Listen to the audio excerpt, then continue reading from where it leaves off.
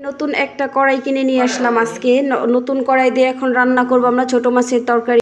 এইখানে হচ্ছে 250 গ্রাম মলাই মাছ তরকারি রান্না করব এখন। ডাটা আর আলু একসাথে কেটে ধুয়ে নিয়েছি কুচি করে। তেল দিয়ে দিলাম, এখন দিয়ে দেবো পেঁয়াজ কুচি।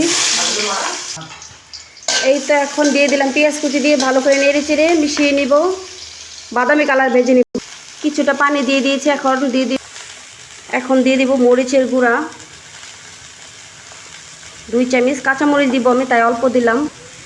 হলুদের গুঁড়া দিয়ে দিব 1 চামচ। ধনিয়ার গুঁড়া দিব 1 চামচ। পরিমাণ মতো লবণ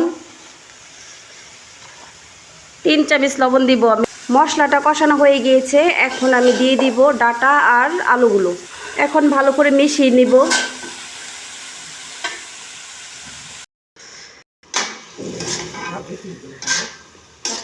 হালকা একটু কষিয়ে নিব আমি। কষানোর পর দিয়ে দিব এখন মাছগুলো।